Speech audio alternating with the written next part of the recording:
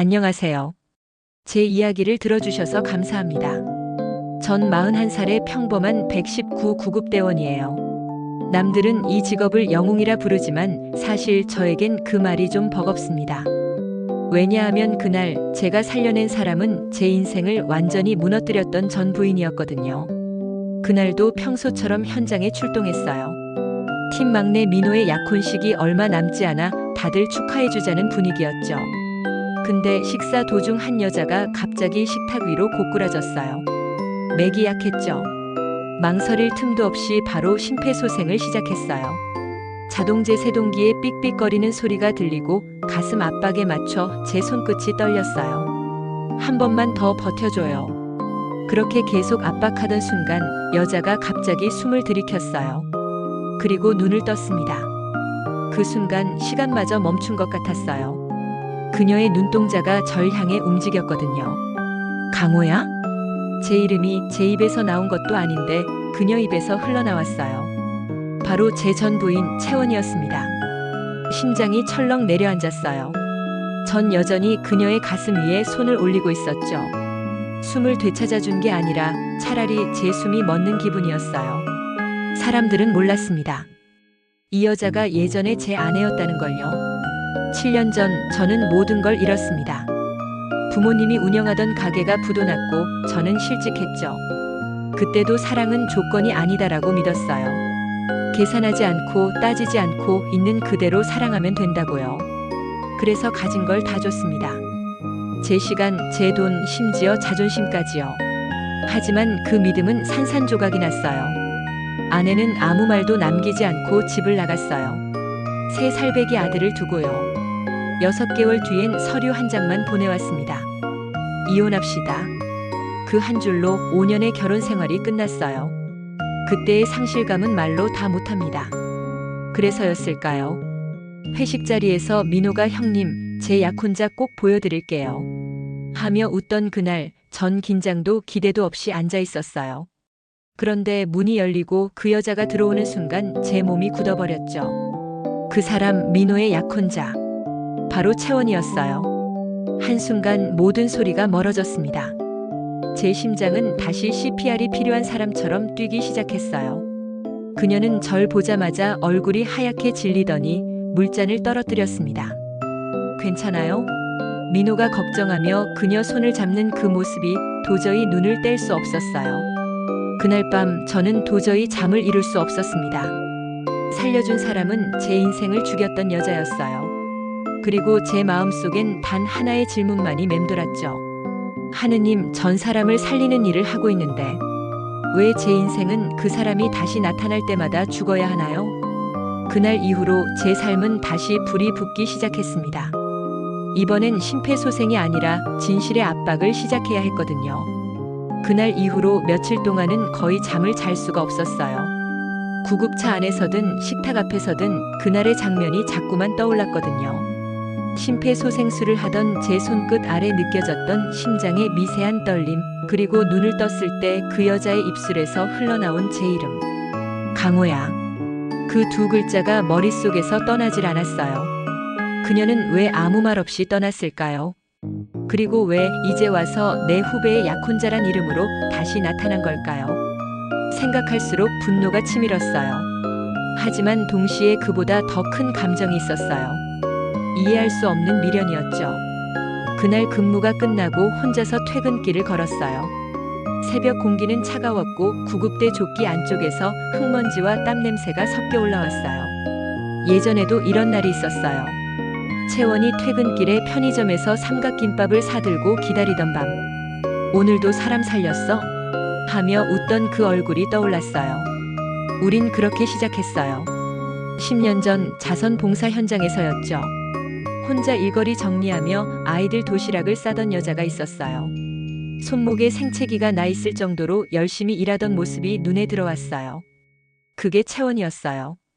그날 이후 난 매주 같은 장소로 나갔어요. 봉사가 아니라 그녀를 보기 위해서였죠. 처음엔 그냥 착한 사람이라고만 생각했어요. 그런데 얘기를 들을수록 마음이 무너졌어요. 채원은 부모도 형제도 없는 사람이었어요. 보육원에서 자랐고 세상 누구에게도 기다림이란 걸 받아본 적이 없다고 했어요.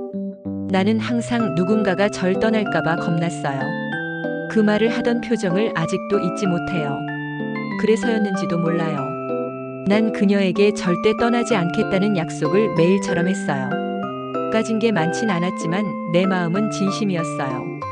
매일 출근 전엔 도시락을 싸주고 퇴근 후엔 빵 하나라도 손에 쥐어줬어요. 그런 내 모습에 동료들이 놀리기도 했어요. 야, 넌 진짜 옛날 사람 같다. 요즘 누가 그렇게 헌신적으로 사랑하냐? 그때마다 난 대답했어요. 사랑은 계산하는 게 아니잖아. 그렇게 우린 결혼했어요. 부모님도 채원을 따뜻하게 맞아주셨어요. 특히 어머니는 딸이 생긴 것 같다며 울먹이기도 했죠. 그런데 행복한 시간은 오래가지 않았어요. 아버지의 작은 식당이 화재로 전소됐고 보험금 문제까지 겹치면서 집안이 무너졌어요. 전 구급대에서 다치면서 병가를 냈고 수입은 끊겼죠. 그때부터 채원의 표정이 달라졌어요. 웃음이 사라졌고 말끝마다 한숨이 섞였어요. 언제까지 이렇게 살 거야? 다른 사람들은 벌써 아파트 장만했는데 우린 왜 이 모양이야? 처음엔 그냥 힘든가 보다 이해했어요. 하지만 날카로운 말들이 쌓이면서 마음이 점점 다쳐갔어요. 어느 날은 이런 일도 있었어요. 새벽 출동해서 돌아왔더니 채원이 혼잣말을 하더라고요. 나는 왜 이렇게 운이 없지? 그냥 다른 사람 만났으면 이렇게는 안 살았을 텐데. 그 말이 그렇게 서운할 수가 없었어요. 그리고 그 다음 주였어요. 아들은 열이 펄펄 끓고 있었고 난 야간 근무를 나가야 했어요. 잠깐만 버텨, 금방 올게. 그렇게 출동을 마치고 집에 돌아왔을 때 현관문이 반쯤 열려 있었어요. 아내가 없었어요. 대신 식탁 위엔 종이 한 장이 있었어요. 미안해요. 더는 이렇게 못 살겠어요. 그게 마지막이었어요. 전화도 메시지도 없었죠. 6개월 후엔 이혼 서류가 도착했어요. 이유도 변명도 없었어요. 그냥 사라졌어요. 그렇게 7년이 흘렀어요. 그리고 그 여자가 내 후배의 약혼자라니 이게 도대체 무슨 악연인가 싶었어요. 며칠 뒤 그녀가 근무지 앞까지 찾아왔어요. 모두 퇴근한 시간 어둑한 조명 아래에서 그녀가 낮은 목소리로 말했어요. 민호에겐 말하지 마. 제발. 그 말을 들으니 피가 거꾸로 솟았어요. 그럼 나더러 또 숨기라는 거야? 그녀는 눈을 피하며 웃었어요. 강호야, 사람 살리는 게 내 일이잖아. 그러면 이 일도 그냥 살려줘. 그날 밤 처음으로 이런 생각이 들었어요. 사람을 살리는 일보다 더 어려운 건 거짓말을 살려두는 일이구나. 그날 이후로 제 마음은 하루하루 전쟁 같았어요. 진실을 말해야 한다는 의무감과 후배의 인생을 무너뜨릴 수도 있다는 두려움이 부딪혔거든요. 매일 출근할 때마다 민호를 보면 가슴이 덜컥 내려앉았어요. 그는 아무것도 모른 채 웃으며 형님 결혼식 오셔야 돼요. 우리 인생의 은인인데 빠지면 섭섭합니다. 하고 말했죠. 그때마다 전 억지로 미소를 지었어요. 그래, 축하한다. 하지만 속은 점점 타들어갔어요. 그러던 어느 날 민호가 식사 자리에서 청첩장을 내밀었어요. 형님, 제일 먼저 드리는 거예요. 우리 채원이 정말 좋은 사람이에요. 그 순간 제 손끝이 떨렸어요. 그가 건넨 청첩장의 이름란에는 분명히 적혀 있었어요. 신부 서채원. 전 그 자리에서 아무 말도 하지 못했어요. 목이 메고 눈앞이 아득했어요. 그날 밤 구급대 사무실에 홀로 앉아있던 저는 오래된 가족 사진을 꺼내봤어요. 아들 한별이 3살 때 찍은 사진이었죠. 채원이 아이를 품에 안고 웃고 있었어요. 그 미소는 따뜻했지만 이제는 너무 낯설었어요. 결국 참지 못하고 전 그녀를 찾아갔어요. 약혼식 전날이었어요. 조용한 카페 구석에서 마주 앉았는데 그녀는 제 앞에서도 당당했어요. 강호야, 왜 이래? 다 끝난 일인데. 끝났다고? 넌 아이까지 두고 갔잖아. 그 아이 아직도 엄마 찾는다고 울어. 그건 내가 책임져야 할 일이야. 그 말에 피가 거꾸로 솟았어요. 그럼 지금 민호한테는 뭐라고 했어? 내가 이혼 여고 아이가 있다는 사실 다 숨겼겠지. 채원은 눈을 돌리며 커피잔을 만지작거렸어요. 말하면 누가 날 받아줘? 나도 행복할 권리 있어. 행복? 거짓으로 시작하는 행복이 오래 가겠어?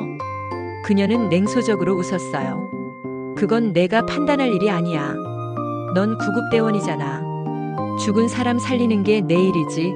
남의 인생 심폐소생은 내 일이 아니잖아. 그 말이 가슴을 후벼 팠어요.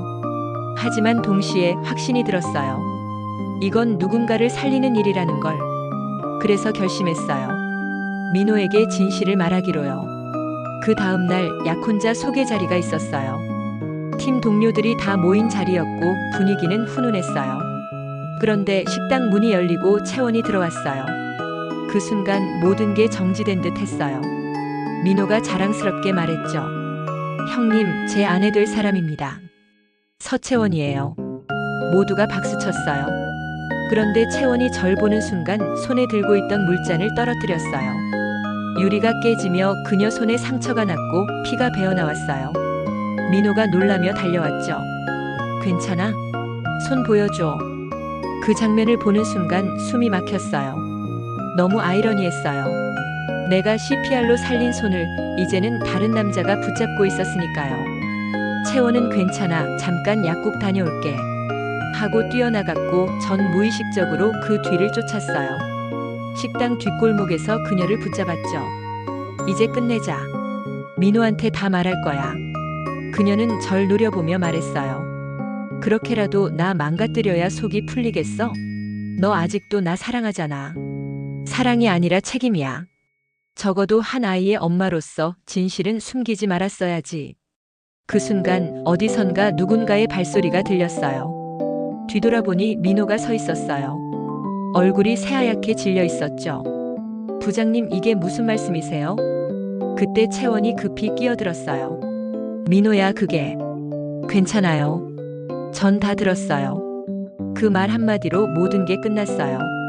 민호는 말없이 돌아섰고 채원은 울면서 뒤쫓아갔어요. 저는 그 자리에 멍하니 서 있었어요. 무언가 거대한 소리가 머릿속에서 멀어져가는 느낌이었어요. 며칠 뒤 민호는 휴직계를 냈어요. 저는 그에게 메시지를 보냈어요. 몸은 괜찮나? 언제든 말해라. 기다릴게. 그는 짧게 답했어요. 괜찮아요. 다만 믿었던 사람한테 배신당한 기분은 아직 버겁네요. 그 말을 보고 한참 동안 눈을 감았어요. 그날 밤 저는 다시 현장에 나갔어요. 이번엔 교통사고 현장이었죠. 부서진 차 안에서 한 아이가 울고 있었어요. 전 아이를 품에 안고 심호흡을 가다듬었어요. 괜찮아. 괜찮아요. 숨 쉬어요. 천천히. 그 순간 알 수 없는 감정이 밀려왔어요. 내가 되살려야 했던 건 누군가의 숨이 아니라 내 자신이었구나. 그리고 그렇게 생각했어요. 거짓말은 산소 같아요. 잠시 숨 쉬게 해주지만 결국 진실 없인 오래 살 수 없다고요.